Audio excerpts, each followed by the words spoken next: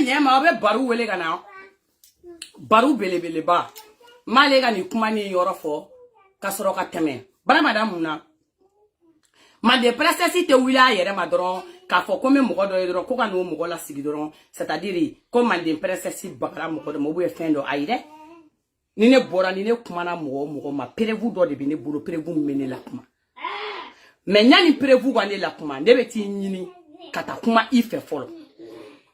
neni baru ye nyon soro depuis salo ntalo na wakli bala anye sankele abe sankele mo san ne de la aboni baru ka dossier do absa ke wakli bala amena donde aye denim ne la den tara manda de dépôt la den tali manda de dépôt la digrane la toro a digrana foka afka donc anye affaire bla ye nyoro la mais depuis ye nyoro la nya foko den be manda de dépôt la bilente den abandonné parce que ne ba don deni kume ka kuma tien de be deni bolo tien be deni bolo nya fo deni nyana depuis na kuma ma se ngoni ma bouger c'est-à-dire tien be biga tien bi datu ne afo mais deni tara manda de dépôt c'est-à-dire ntaroni akilibe a wakati la depuis na kuma la adigirana fo ka fo ka digirana mais malien c'est-à-dire o deni ngabo manda de dépôt la o de ka gerane ma parce que muna ne afo wartigi mbenyena afefe ni war dondoni bu aukun na fa ube ngote ngo au kerefe mo de do ne be kuma info nyena kuma be ne mande princesse be kuma ne ba fa ngo maliente c'est-à-dire war doni bo munu bolo au tere mais au kerefe mo de do baru c'est-à-dire I wartigi la ma billahi adama de munu be gere ila I jugu ka chaulu adama de nde la parce que I vidéo be solo adama de nde bolo I vocal be solo adama de nde bolo ala bana ni baru belebele ba ni baru belebele ba ko ni sigi ki la fia dro o e baru belebele ba ko ni la fia lele bete awela bo do alela alela photo ou fait be na réseau ka baru belebele ba de ko ni bi sigi dro ni baru belebele ba I keta charger ka non c'est fini o e baru belebele ba kele ni ta ale koni be to tansade waru be bo mo be kulela jama be na o we ka ale sengro la fa ka ale blogo la fa ale koni baru yere kale be ki dasa ki keta o jama o kona la mo to jama yere kona la folo ni mo mbi fe ni mo keri fe fa no tetana mo kele mo flaka video be boyende c'est-à-dire I kumagan be tainde parce que même fingena baru are kumagan bete ko enregistrement téléphonique de mena kuma kelen fie fen beni alache enregistrement bete ko appel téléphonique mo be se ga gere la ki bla kuma la ki kuma ga enregistrer mo be gere la téléphone ba bolo abe enregistrement na déjà abe nyininga ebe kuma mpo e kuma ga enregistrer le no ale bolo ka ba mais I ma wole téléphone na ina ma kuma téléphone na mais I enregistrer le ba bolo o kele ko fie baru mo be gere ila fana c'est à dire e nye gane me leli la de gauche à droite musomani wamba suku dobe I kana so inu ka accès ke mandem princesse manganu parce que obe do iga villa ka accès ke ka gerali mikila ube photo mi so ni unebe sigio photo ta chokomna ante ke jine ante ke wokloye c'est-à-dire ka fo kibo photo tale opposition suku la kibo vidéo soro kibo vidéo la famille te aide bara madame na c'est-à-dire na ko vidéo sugu numbora ka vocalu daka e de ba do I ka vocal fora chukumna e de ba do I ka kuma fora chukumna en tant que misiri dojo baru beba do ke misiri dojo ka ban c'est-à-dire ali ni ebe bo choufe ka tigiga choufe bolu la baru e mante ka tato mana mogo ni pata mogo suya do ko accès ki la wartigi chamo be bamako ute son mana musoni nunu ni musomani munu be kokseria nunu nge ani musomani munu be muso didi nyokoma ute so nu ba accès ka so mais c'est très facile baru ke no lu photo c'est très facile ke no lu photo wa c'est très facile lu ko e ka vocal soro donc c'est-à-dire I chogodo I yere la ne mande princesse be direct ge me ka fo de kone be mogoko c'est-à-dire directement kone bi ko ki ko do kanela aide ne ti ko la de inde be nyon so de ka liti de ka ne bi lenga liti de ka ame nyon so rom na ne bo kuma de finyena abana sino no yoro borala atoshi tene nyesra la ni binkeri ga ne le be bo ali ni ne mo ka juguma fo me ni binkeri ga ne be kla ka botu ni binkeri ga rom na ne bo yoro fo ali ni ne te kuma kan kilina hali ni ne te bengan kilina wa baru kani taka ni fie ka takata la se ga mo la se ima mandem princesse mangando baru c'est-à-dire ni mogo ko ki jugu kala ne I jugu la ma be kuma mfingene ga la me ga do kuro kono adaka dila bi boko chamana baramada muna baru neti don itene don ini ne ma kuma ne ni ma delika kuma mais ne mɔgɔ sɔrɔ mɔgɔ min ko k'a b'i dɔn ne ye kumakan in ni fɛnw bɛɛ di a tigi ma a tigi ye kumakan in ni fɛn a bɛɛ sɔrɔ la cogo min kun jumɛn catégorie jumɛn a tigi de y'a bɛɛ ɲɛfɔ ɲɛna i nɔ la ko mais ko nka n'a tɔgɔ fɔ ko parce que k'a tɔgɔ tɛ k'a tɛ fɛ k'a tɔgɔ ka fɔ réseaux sociaux kan baro belebeleba o tigi ko explication c'est-à-dire depuis don fɔlɔ min na ne taara ne donn'i kunna k'i ka na an ko explication ye ne kun kɛ mais i ma na n b'a f'i ɲɛna denni min datugulen don boli cɛ a mɛnna yen dɔɔni dɛ parce que Madela n'a labela depuis ni ay tagali minge ne ma nouvelle sur bli n'a labela n'a ma labela baru tagi ka plainte retiré i ga deni na bo billahi bingera deni ngane mba finyana yan jamala parce que mogo ba ta ba la se ima deni nye fantan deni ata fakun ata bakuna ay minya be sankele na bo deni na bo kasula I ntaro i mie atigi ntaro I fenkele mi atigi andana anin kumana nyen daluyira la ayin daluyira a fana ka daluyira ako fana fima ibe ka kuma mpone ta fima ko ijote ijodo mais na ma kuma nyoko nyena ante nyoko donc deni be boule baru belebele ba ibi ga plainte retiré deni ngabo fantale do atako atanye adusu kasi ma bagato na dese bagato de na cinéma a jatige bagato de na cinéma donc ay doke yanta do abi mina ino alibi donc iga plainte retiré deni nga sega boka tu kaso mandem princesse mangano kanta kani finyena adama dia konna la ka wuli ka teme bon ni mo kirikara nunu fen fle baru fen beni ala ne ala krache ni mi isigi chogo ni yuli chogo don hein baru wallahi donola ibi yere soro fen no gono itesega bo ne gon bo oran fi ni man ni mo sugu nunu fe ko tui ni mani mogo sugu nunu ye nyogona toyi ni mani nu mogo sugu nunu nga gere nyogona kare ka biga vila fen beni ala ni ala krache c'est-à-dire akana kinyana ki nunu de olu kele de be boni ne afo yo fen pe be bo o krefe mogo de be bono wi jinate bono ye woklote bono ye mogo munu bo korode o mogo kele nunu de be bono ye mande princesse mangano baru ka ni taka ni dima kan pousser ka teme kata nga baru belebele ba ga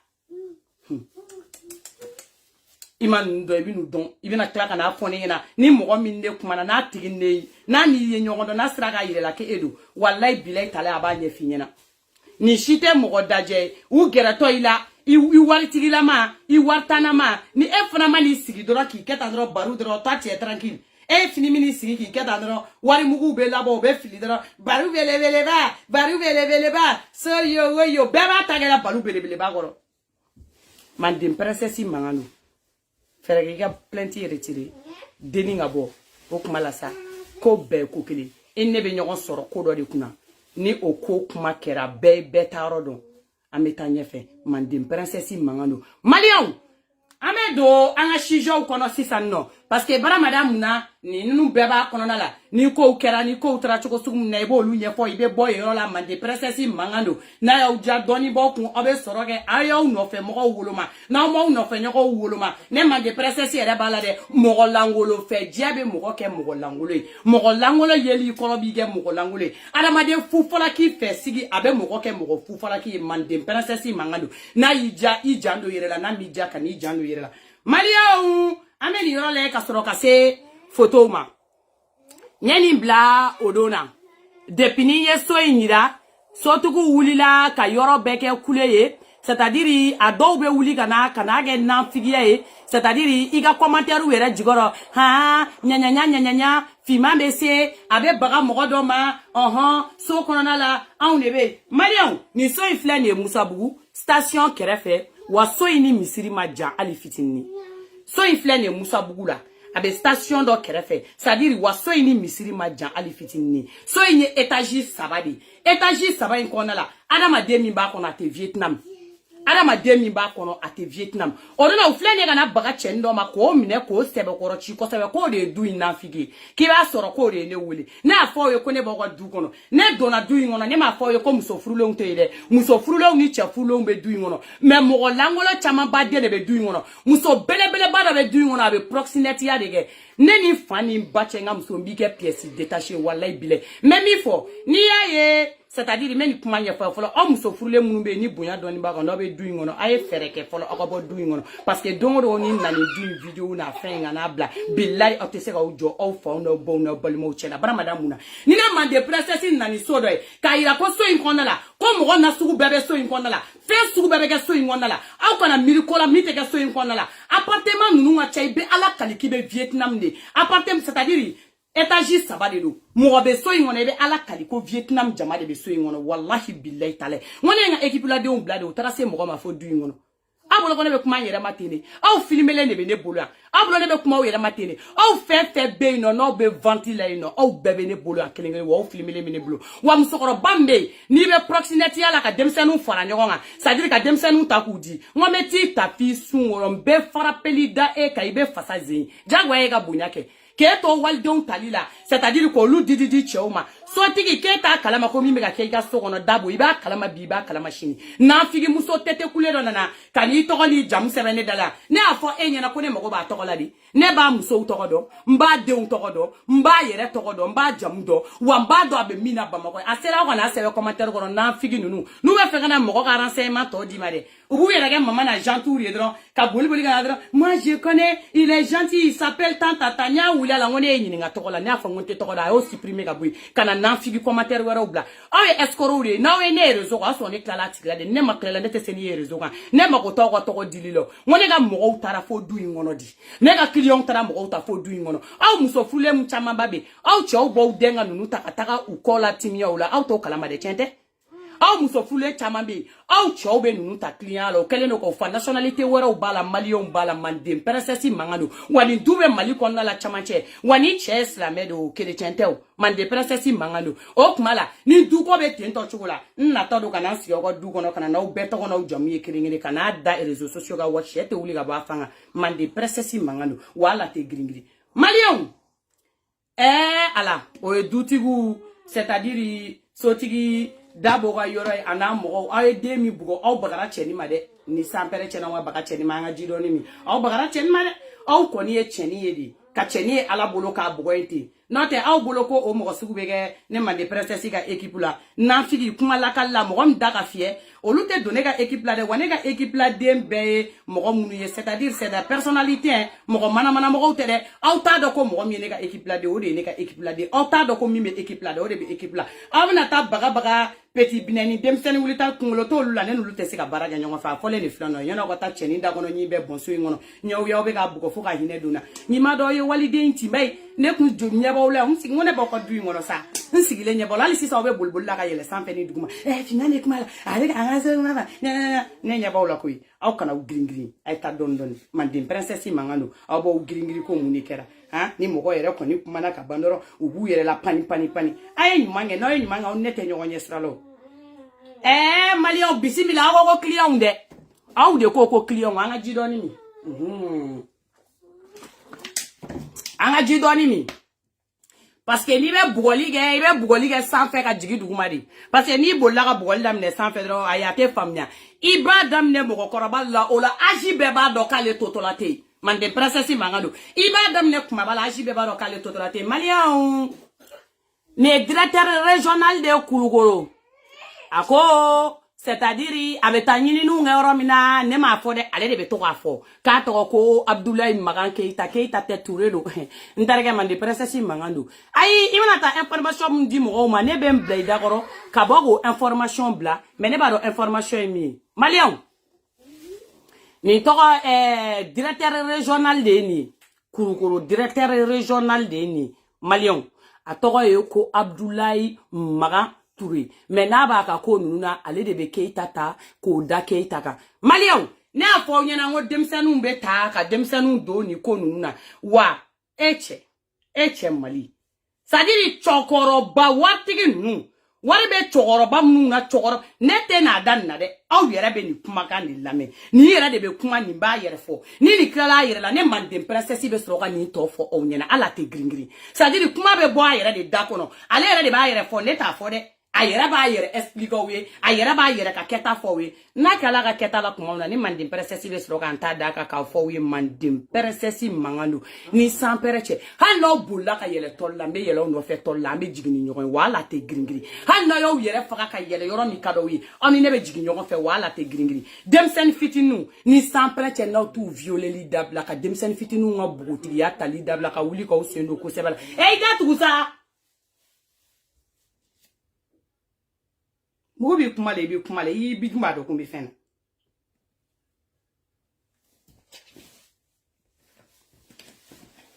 Tonga le menini.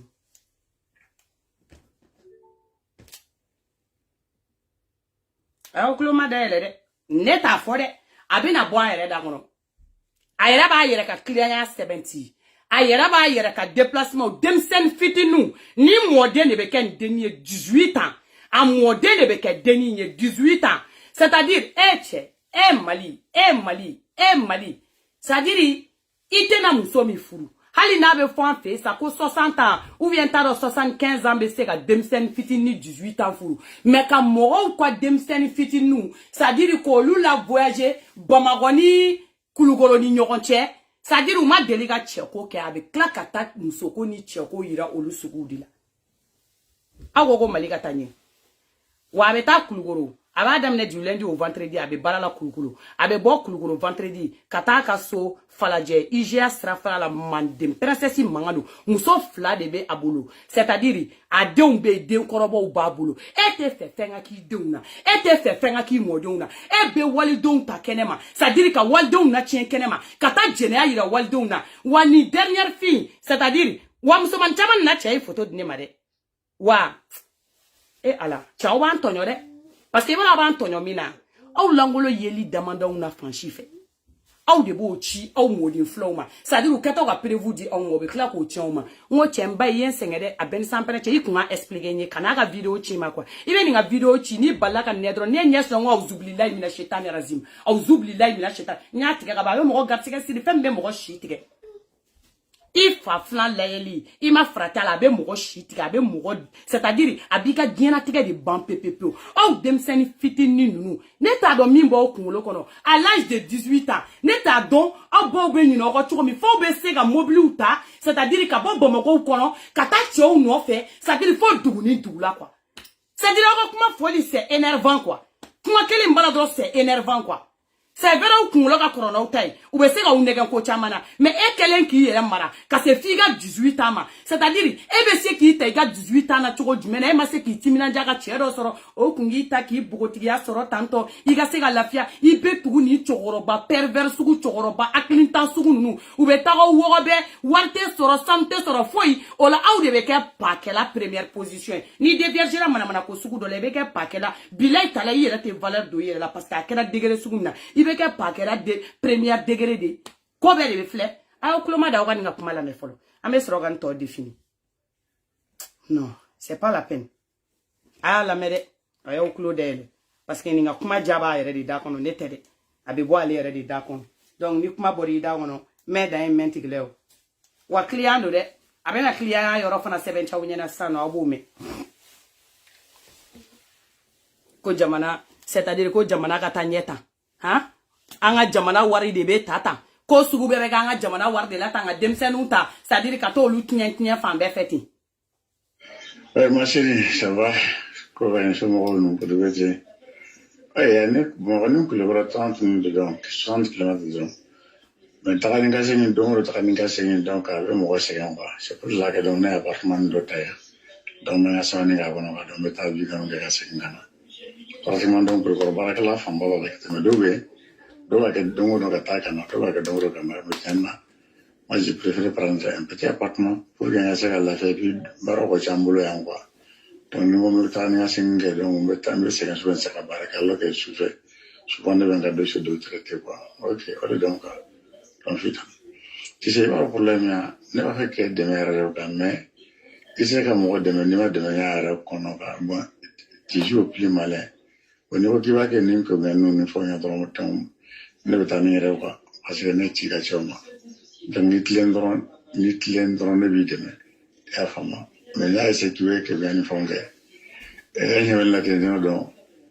un don. Donc, niveau qui veut que nous fassions la don, il est resté. Parce que, nous sommes autant mandés à Cantouni. À nous, nous sommes autant canés à Cameroun. Montagne, finalement, nous sommes notre rendez-vous. Nous sommes nous kata no fe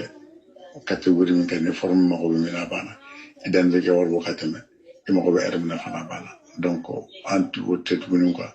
ne ga aya mewa amame woni man de princesse te se mo masa ni ne itogo fodoro ko de be ne bolo ikawu no tane ti itogo fote ki kadi yere ou bien ki kunlo beta ou bien ki nyera beta wayi ni ne itogo fo ko de be est-ce que oya ka client me na ma membe siga ka man de princesse mangadu nte tante mochi e demso bi bolo sokono e te so e demso ka bo e modon be e bi ni dai modon wa ku te bo mais ça dit notre ami ma okun lo ba ba wa nya ele ni be ko fe ben sans pere na to nya ele ni be ko fe ka wuli ka ta barake ka don ko bi ko jena tige de tien mana ko la ni chokoro ba no fe bon ni même misiri première ala ni la de ni me ta seli c'est-à-dire ko ni dona ka ta seli fana ere seli ka te bo ko fo la ka zara ka jigi ko ni dona misiri kono ka be seli fana seli c'est-à-dire ka te bo ere ko fo la ka zara fana ka seli folo ka ka soro ka bombe sekini yoro ninga o yere ba ka tian me mandim princesse mangando awa ko ibe ba mako mo ta kalama ni ne boroni ko miere obna ke kule ka uta ka uturu okunwa sino ne te galon tiga o aw beba me ayala me no dorndudo ne mako mi fami na mitay kata no fe catégorie min kan forme mako be mina bana idan be ke warbo katame e mako be ermina fana bana donc antu wotetu i mako be forme mina i mako be catégorie mina i mako be ermina i denga war de bodronga teme mandem princesse mangando ne bora ka ni fefe ira ne galon de takadaula woni ne be bamako a chetala muso tala mi me se gabo ni e denye boyga e garanta ke ko mande princesse galon tike ni mi to da rezo ga mi ni ala fa ala kana no yi parce que fem aw ye nyugu to feundi fem beninga jena tike che billahi tallahi i fa flan e ni ti fa flan re ni mo ke flanish aw mo ke flan aw be mu miri olu no fe c'est-à-dire ka be ta aw ta ka ta u do olu koro u te na u furu u te se ka u ira mogola c'est-à-dire 18 ans ni 18 ans reste qui est vierge Bamako bila yi se ko beke iti chesiri dok ngi furu i ajila mogo do ikatigi yere do ma ikunga la fie ga jena tege nini moko suguyi nga badi a dola abeka senye c'est-à-dire 3 jours de ka abeka senye aba de 5 mains dans ma temele ka sigi ka la baga aka soro ka fo c'est-à-dire mi kera la bora rom na aka soro ka fo ay kuma la me c'est pas la peine et non donc niveau qui veut que nous fassions la don il est resté parce que nous sommes autant mandés à Cantouni à nous sommes autant canés à Cameroun montagne finalement ko nous sommes notre rendez-vous ne mako mi fami na mitay kata no fe catégorie min kan forme mako be mina bana idan be ke warbo katame e mako be ermina fana bana donc antu wotet bunun quoi ne ka ni daf sagala la kuma tan na fal bi donc e ko gadne do do ka wandi kamunin la donc o de kono fana donc et puis man c'est que dem jine fana quoi donc e kan seka relation na kono e kan seka a profiter quoi ni client quoi mais ni ko kiba ko ngene che tani ka sara na tani ka sara che an sana ka client quoi voilà donc merci vraiment. En plus, il est demsani. En plus, ça veut dire il est demsani. Ni comment nous bébé foye, mbi deme, abi deme mundela. Abi se ke deme mundela. Abi ni ga wolle sara. Abi ni ga genetique de changer. Ate foye kila parce que ay ni ki nyokona chama badi ni la gatem. Parce que ni tchey nga vidéo ni billahi talai. Depuis ka semaine ndamne mo gomne na tchey ni ma be mo durubo billahi. Wa abu, ça veut dire alangola vidéo ba bebulu. Wallahi ala alangono video ba bebulu a photo hali do nana dendo ou bien modendo photo yi kana dinema wallahi ala mais c'est-à-dire ni deni tade nale 18 ans ni ta nale na pervue de viergeline ça nya be faranyo sinon ne kunya fo ya konte chawiro mais oteni suguye ni sans pere ni teni ke ka to la di wako be ko kele c'est-à-dire ni be fega ni mandin princesse boni dabulu kandron c'est-à-dire ibna ni viol sera de mene c'est-à-dire ni be fega ne re bon sigi bolo kandron ibna no de doron ay vocal to la me chokoroba de be kan fode Awo. Chogoroba le bega ni fo. Wa amode flama. Wa kafoka bega furotere. Wa be musum. Wa be Facebook antane de. Abe Facebook ane. Abe Facebook antane ka yala page ou ni nyoronche. Page mi demsen page ou ye. Page mi demfiti ni page ou ye. C'est-à-dire d'un temps ani wuli tolo 17 à 18 ans. C'est-à-dire abe yala kolou de écrita. Mais c'est qui fait parce que c'est un directeur régional. Mali Beklobe na parce que c'est un directeur régional. Alors quand mo munu mine munu nga datugu pour de vrai ou te mine ka datugu pour de vrai. Notre touré ni sans peine cheni nte mo mine ta do e kata ni nga dalakana. Mali na alim kononala. Mali na kodi kononala. Si ça là c'est normal ou c'est pas normal. Wale bile obodo. Wa fana ko akora ke mabo akala kuma gara akora ke fe wa wi rebe klaka ko kona ko taranya fe ko fo ite bola. Wa akora ke rebe klaka adogoni defense ta la ou be kuma kan be mandem princesse bolo awate gringri. O kuma la no ya soro ko association féministe ou be Mali la ka ou be barade la.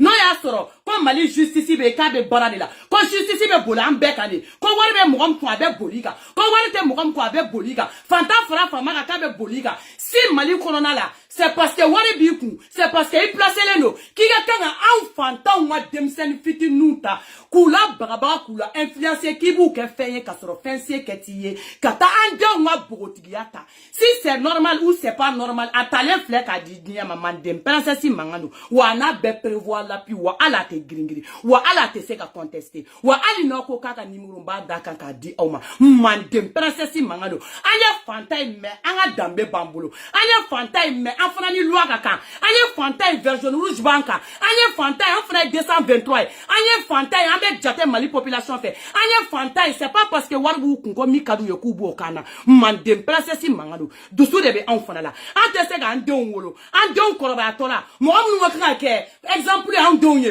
o le bon domine kata cheko ni musoko yirola abadwa ni be dusu ka siminda mo baka hali ni parents démissionner lendo parce que au démissionner lendo menebe au blog wa bala la parents au munu démissionner la kanyine dongo wallahi billahi abe retourner au travail parce que aba wakili to démissionner na ma wakili to démissionner na normala aba wakili to lambu takanu pempere réseaux sociaux ko wakili we diga uduna mandem princesse mangano wa ala te gringri hali no ya gringri abe kla ka suma tuguni wa shere te uliga ba fanga ay vocal to la me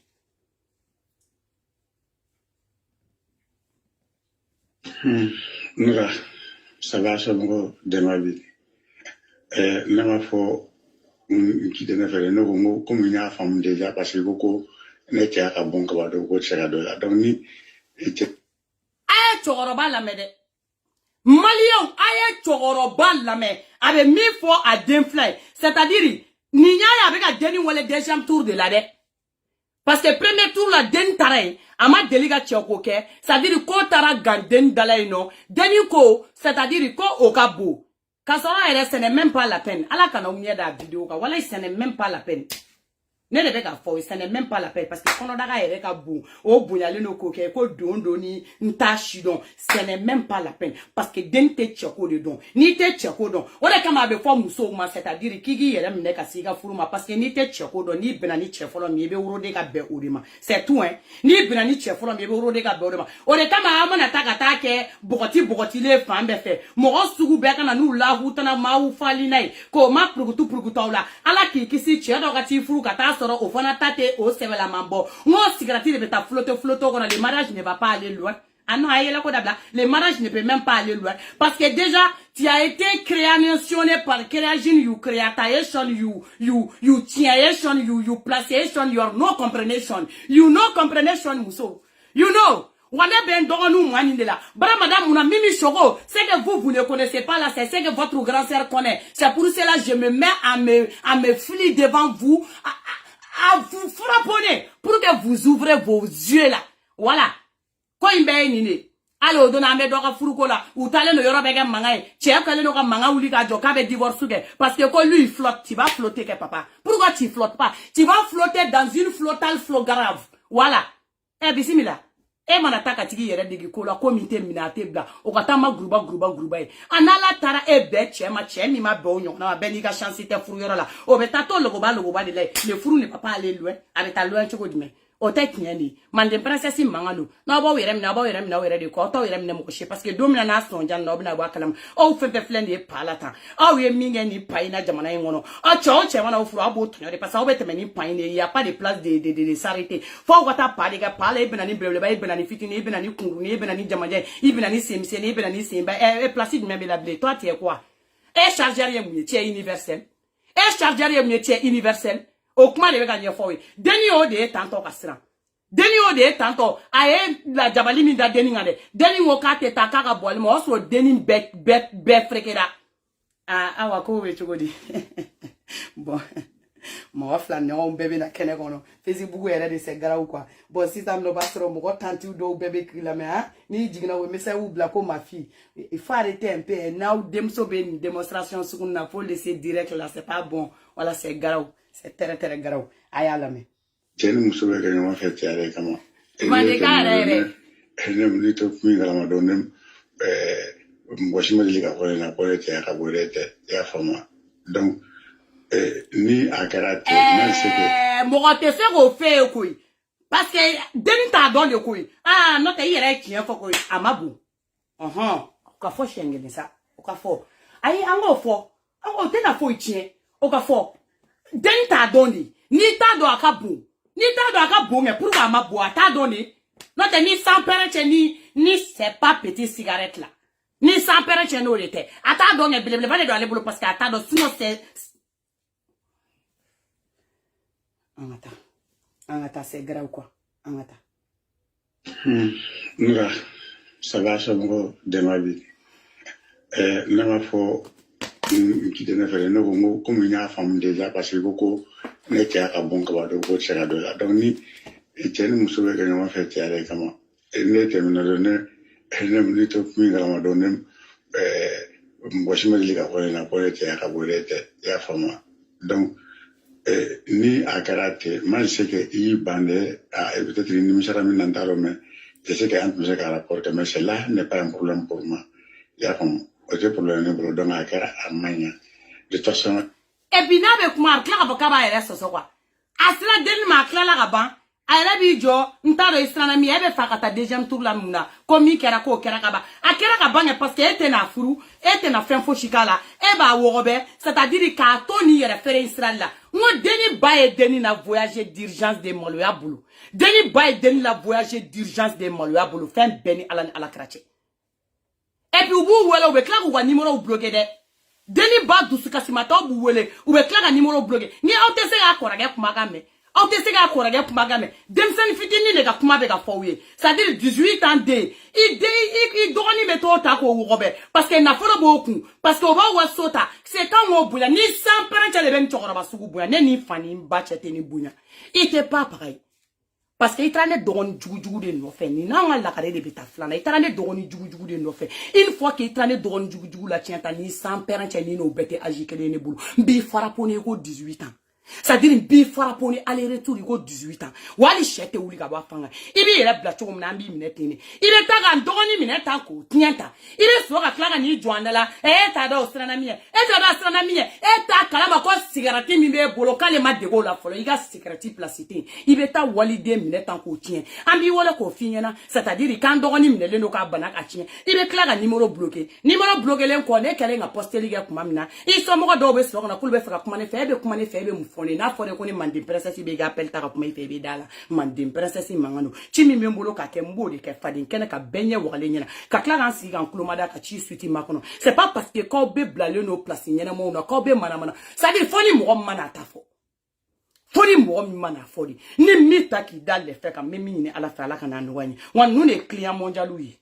ayra ka client nya aya fo fe ngono nu ne client mondial wi wan nu de be muso manu degi deni nye voyage go kele minge ni deni ba kuma deni do fin ben sans prêtre ni mu adam ne toladi parce que me deni nega une deuxième fois deni kuma tatuguni akume deni wo be ganye ka kla ga passa terege toma ou te foi là anga place bo la ni ne ko ou te foi la ka tu place anga balawro nyene mauna ou beni jene ine lay ni donu ga bureau kono ai canapé teto ni doru ga bureau kono canapé ou be daro be canapé ou la o canapé o be sama o lu be ga lié li ou be bureau kono kili mu be bureau kono mais mi fo o nyana malion wallahi billahi douche be ibeta ko liga douche mina ai frigo gonte o kono na faleno chambre de passer le calendo c'est-à-dire bureau ye Bamako ou ba nyana ba kono la ko be ko le mande presence mangado ni kana blande ka sra ga fte ga blanga sra ga meti taki da nyanya goro anga vocal to la me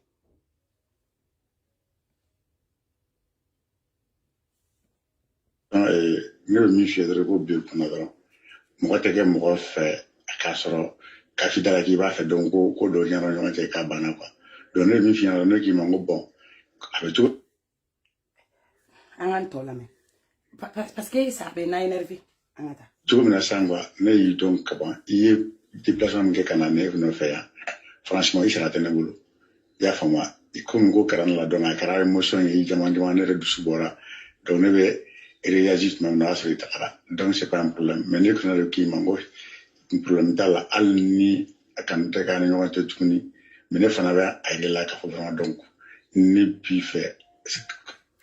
ali ne bi fait abe sigi le ni ndoro le kunye ka deni na segi une deuxième fois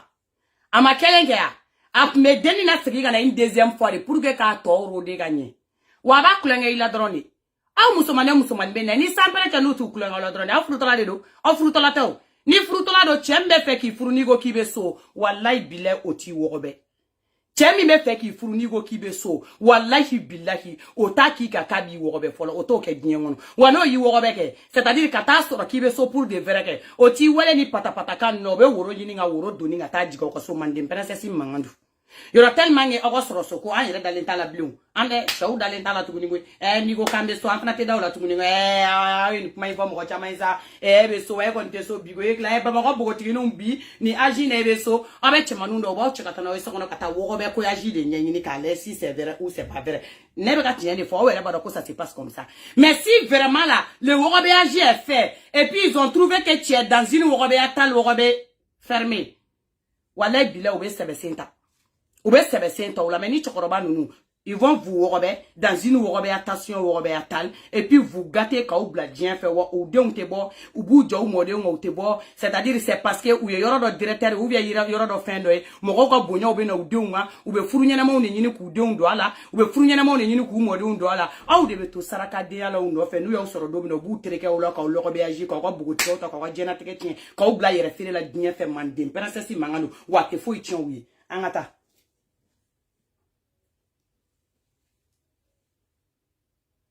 que fentena ni wate fema to ni wancho ni bi fe kora tun kimango don ni na ta togo e ga fonyana na la sona ma ne fana si ni buki e ga la ka fo bon ni si ka fangi e ka soro che ni msate ya fo moi mais donc ni fana ti fait la ngaka ko no de fiana LBT donc ni bi no fe fu de la mais ni fu se ka sa ni wanche pour le vitala amba ka ngara maden e be muso mi no fe furu la o babora kalama ki ya de wogobe adem bananendo avec a senye 3 fois olu be wole ke yin ngo kola e bo bloquer e bo ba bloquer ni e furu ka tola de e koraga be klaka de ga no chena e ga furu ka di ne kala wogobe ajila na kuma ba de na fosi promesse bata de na yibo la fen fo shi do rete na ke mande princesse mangano na yibo la fo do rete tote taw ko dem sene o tienti ni mo ko be femina ni se ka mi ke bina mba ki pour l'enfitala ne mo bi la nga boro ka ma boro ke comme ça comme be ka sra ne se anya ka pour l'enfitola ya fama awe rek lo bala de koko mi be ka sra ne che anya ka ni ma go be mi ne bo fon e kun afa ki ma go be ko do la ke e kun ga se ntuguni ki ma go be fena la kun bi mi ne ki wo go be tuguni ke wa o fen itra mi no fe itaso ni ba shi bai wo go be la ibe mi ko ataki iye walde takata na e ka ba yo wo go be asegito isra ka munkai ti munai makai odun asegito esera ka munkai abayi wole ye munkai ibe se ka fen de ka ite fen ga yo nya fo ngubu joli la mo joli la tani nya fo nyena ngubo o gasega uta tani nya fo nyena ngubo ko jinesi mi na ula tani parce que ni sugu nunu fleni ibe ta dani nunu e sadiri nunu mi jeli ta ki ga jinesi ta ki ga fen beta I gasega ni fen beta olu fe ate fo ition wi ayo shiban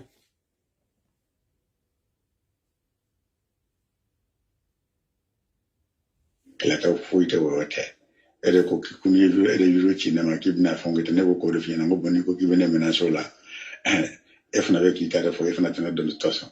mais on tenait ça quoi ya fam donc ne du mo se ka mo kanu suni kile katlaki su kile ngatlaki bana kile kile mo sa ka quoi ima fu ko de mo fu ke era la droga podro ye muso fuare de sino muso be ba horo ko chemi ka wo mi ko lo no muso wo de fo e fuare mba ke jugara me ka fo ki be ka hero ni tun so na ko ni tun na jogo diaw mais c'est pas un problème que ya fa moi hangani ke jida jibo ne ka bana de toute façon mais il me demande seulement donc de m'accorder une chance pas pour vivre avec toi mais ngase ka la drogue ka fo vraiment donc ne jugoti ni fenno yo quoi ya fa moi ne bi fede mais ni fente adama de absake donc bon fitala c'est samedi là ne la somna ma donc amok ma yo fait au ben là j'ai ce qui a numéro orange chinois donc je vais te faire un geste pour ton déplacement tout ça là ya fa moi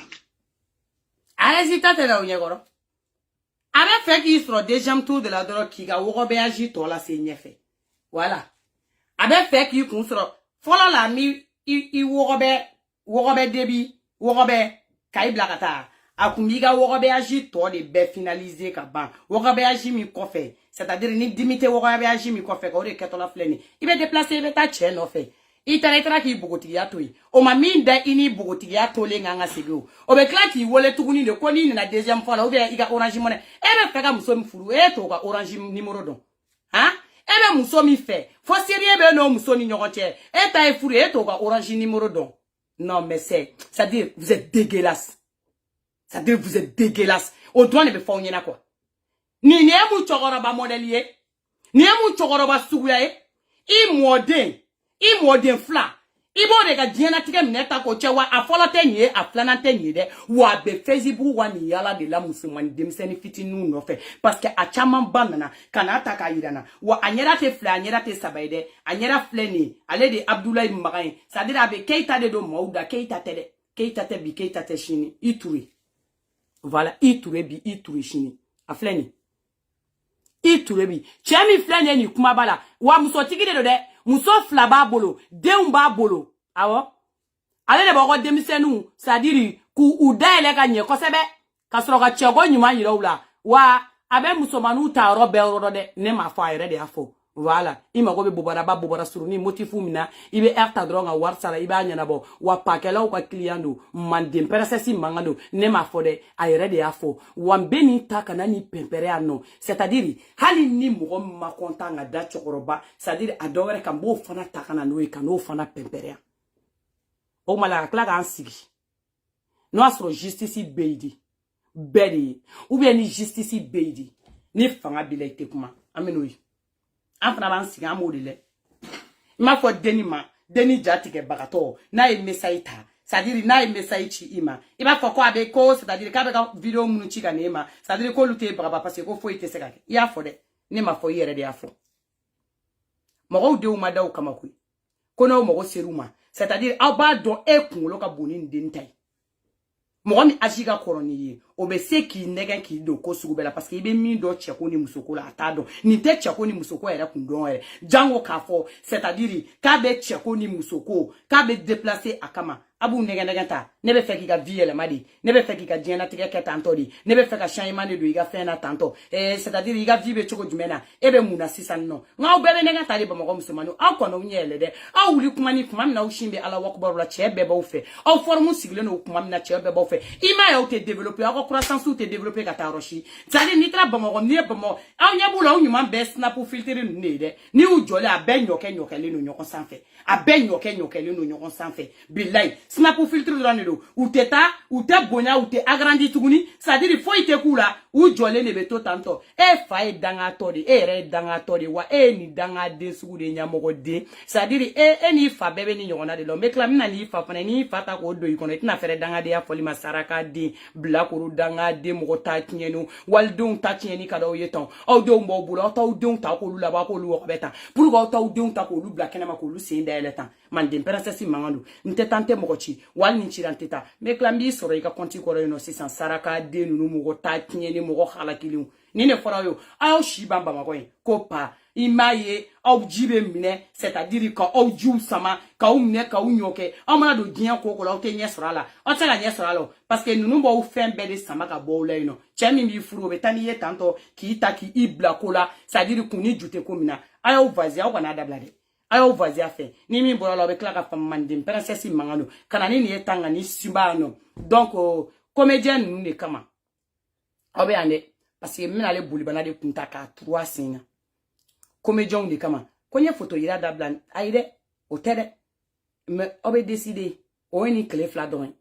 photo ou ya utoko na ujamu na ofana ubatoko obe kelen tala mal demperesesi mangalo wa febe musumanu fara nyogon a quartier o kono la c'est-à-dire ni ede tati mena ni eki bla réseaux sociaux a claque frappe aller retour mali betanya choko dumena c'est-à-dire au deun bo shibanga mo deun ta ko do mana kola ni na kibe no kuma fo baw yere de be wuli kata kashidamne baw yere de be wuli kata do almamu ni fenwa kasani kata mo nyini fambe fe ka wuli kata ke kashi na yi deje ide nga yere faka ka yere dila mais abe demseni mun collection ko fara nyon ka bula encourager ni sans parent mba frapper aller retour ali chete wuli ga ba fanga c'est-à-dire mba frapper aller retour ali chete wuli ga ba fanga wa ado be no c'est-à-dire ou kancha bega che ou blata de nya fe photo blata ben ala na krache ou yere che munu kumbu no fo ou yere de bina le wuli ou kancha be ou blata ni wa nye kuma kelen fo we musomani munu meni pa ken nya ni ku yere di che were ma e che barabo bolo che munu nu bebo hali ni che nu tara kata musonyena ma were nyini kubo musonyena ma furu ngubo musonyena ma nga nimero de nyini c'est-à-dire ka uga che mani nu blabla o musoyina pour que uga che mani do ka seko o tigi be feka muso mfuru be o tigi muso mfuru uga che mani nu ngata coucher ni oye pour que ko photo no video soro ko do che ma ko ka furu sa o te banyengo dinya e mako tenye mako were mako tenye o e banyengo dinya di o kumala quand ni petit gimani c'est-à-dire tout gâté kama bu makono ou be bo be décision di parce que una na ni imur ni kulanga mi kama di dule me bi photo to ikata me konya auto inta auto ide ubu décider soit auto na u jamu na ko numéro de téléphone ni quartier na u fana u batoko soit photo voilà ko be ko kele man dem princesse mangano liti betadi wa obi ka boli ka ta dugu la me ka ta wini yoro kele na ko be ko kele donc décision di le flene o ma c'est dire o luta kama o ba décider donc no lugo ko wa mingo kele no il photo ni to ni jam blale ki fani batoko fo ngam so ka farnde auto photo blind ante continue fe we ko be ko kele sinon o ta dabla de quand au petit gimao nous de be c'est-à-dire demsen fitinu wero la encourager ku bo école tasira ou kan c'est-à-dire ku bo classe kono no la wallahi c'est-à-dire awira be chamando ala sa parce que awira a confirmer awira be chamando ala wallahi uga city dobe ko gosping wa gosping ni c'est-à-dire demsen fitinu ndron de bo kono les lycéens de 10e 11e bac ah nawe chewo wara kale ulukan billahi obe bamusu ala billahi nawe chewo wara kale ulukan aw yere be bamusu ala we demsen fitinu ya na foro demsen fitinu ni ko ne bawto ni tawto ali na foro we sugo ni kulangala ko fimani obla ako kanga do konta obla wa ko be ko kini kani kuma fo ça dire ka maliga fasakala ame nyonta o aso décision o bana ka ba kelemeta o kuma la ko be ko kini kelemita ra oyoyi sokurani mo yora intoko de Musa Bugu aw koni mina na wa video de ko aw ni ne be nyon buludi ne mina na wa video de o de be pempere jamana ngono c'est-à-dire ana photo na nyero ne taw to de wa muso mi be proximity ala o doing ngono menali proximity mi be doing ngono Musa Bugu la I belebele de mbi fasa zini sans parente turkele ni ma fasa ba fo mande princesse ba kotu haramuduna ka free ma free e cheo tale no Vietnam jo Musa Bugu la ko to esoi c'est-à-dire mo kosu be biga so ngono we ba kalama ko be kukili mo nyene ma kalama munu bala olube sama ka boyore ngono mbe soro ka frappe mondial ke sans fait fo duguma saraka de